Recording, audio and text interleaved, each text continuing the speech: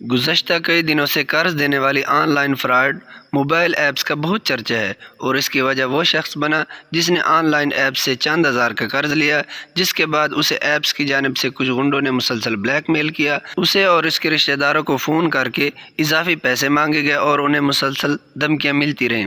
اس کے فون سے اس کے رشتہ داروں کی تصاویر لے کر نازیبا تصاویر اور ویڈیوز بنا کر وائرل کی گئیں۔ اس سب سے تنگ آ کر اس شخص نے اپنی زندگی ہی ختم کر لی۔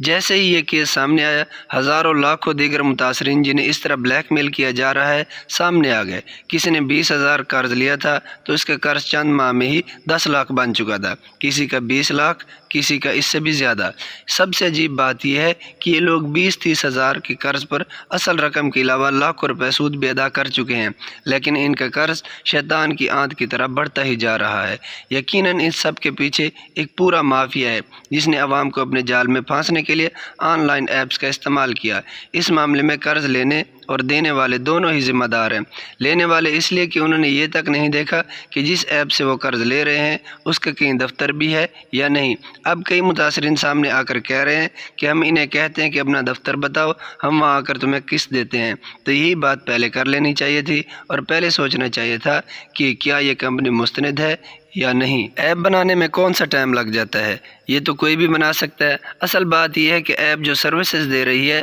وہ قانونی ہے یا نہیں، اور یہ کہ کیا ایپ کے پیچھے جو کمپنی ہے وہ security and exchange commission of Pakistan سے رجسٹر بھی ہے یا نہیں۔ یہ باتیں شروع میں کوئی نہیں دیکھتا، اس وقت بس یہ نظر آ رہا ہوتا ہے کہ 5 منٹ میں بیٹھے بٹھائے 25-30 ہزار روپے ادھار مل جائیں، بس جلدی سے قرض لے لو، باقی بعد میں دیکھی جائے گی۔ اس اسکینڈل میں صرف وہ لوگ ہی نہیں پھنسے جنہیں پیسوں کی اشد ضرورت تھی، یعنی جنہیں علاج کے لیے پیسے چاہیے تھے یا کوئی ضروری چیز خریدنی تھی، بلکہ وہ لوگ بھی اس کا شکار ہو گئے جنہوں نے شوق میں یا ایپ کو ٹیسٹ کرنے کے لیے ڈاؤن لوڈ کیا کہ دیکھیں کہ یہ کیسے کام کرتی ہے۔ یہ سوچ کر قرض اپلائی کر دیا کہ 25,000 کون سی بڑی رقم ہے، 1-2 ماہ میں واپس کر دیں گے، لیکن ایپس کی ٹرمز اینڈ کنڈیشن کو قبول کرتے وقت انہیں پڑھنے کی زحمت گوارا نہیں کی۔ شاید 99% لوگ سوشل میڈیا اکاؤنٹ بناتے وقت یا کوئی ایپ یا سافٹ ویئر انسٹال کرتے وقت ان شرائط کو پڑھنا گوارا نہیں کرتے۔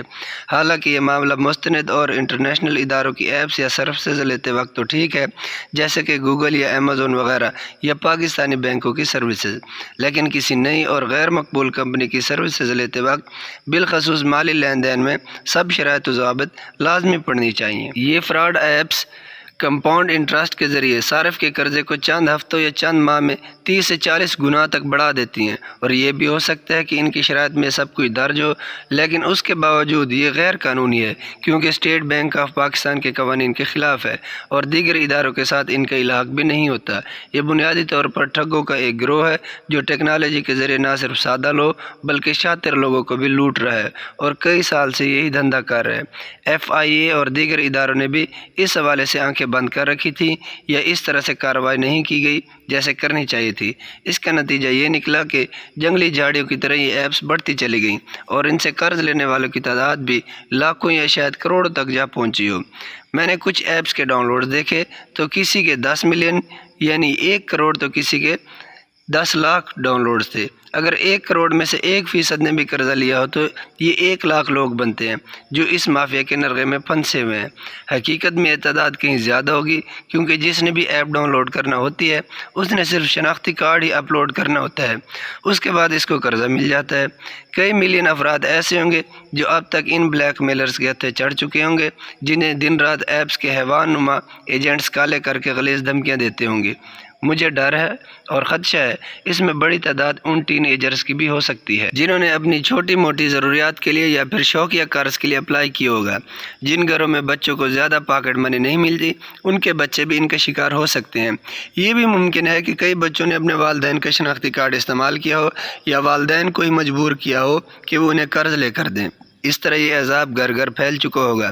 لیکن لوگ عزت نفس مجروح ہونے کے ڈر سے چپ بیٹھے ہیں۔ کہیں نہ کہیں وہ ان مافیاز کو پیسے ارینج کر کے دے رہی ہوں گے، مگر وہ درندے کہیں نہیں رکنے والے بلکہ مزید کا تقاضا کرتے رہتے ہیں۔ ایک شخص کی خودکشی کے بعد میڈیا میں شور مچا تو لوگوں میں یہ شعور جاگا کہ یہ ایپس کیسے فراڈ کر رہی ہیں۔ اسی طرح متعدد متاثرین بھی سامنے آئے۔ یہ ایپس قرض اپلائی کرنے والے یا ایپ ڈاؤن لوڈ کرنے والے کی تصاویر، فون نمبر اور دیگر ڈیٹا تک رسائی حاصل کر لیتی ہیں، بلکہ اپلائی کرنے والا خود ہی انہیں رسائی دیتا ہے اور یوں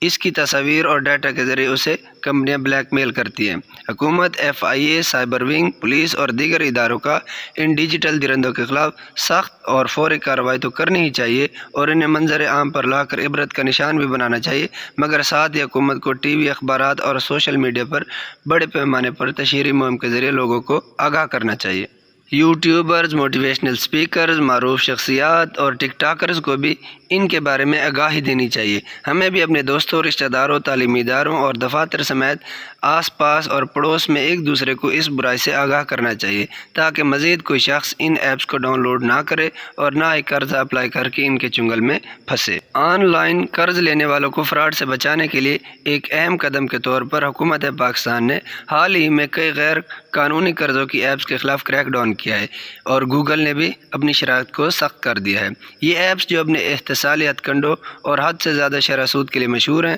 ملک میں صارفین کو قرضوں کے جال میں پھنسنے سے بچانے کے لیے ان پر پابندی لگا دی گئی ہے۔ ممنوعہ ایپس کی فہرست درج ذیل ہے: superbs loan, fair loans, plenty loans, your cash, my cash, debit, compensate, loan credit, cash, easy mobile loans, فوری قرض، online personal loan, easy loan credit, fast pay, little cash mobile loans, fun more online credit loans, zeta loan, easy credit wallet, قرضہ pocket, personal funds, آسان قرضہ، credit loans, fast loan, Harsha tube, quick منی،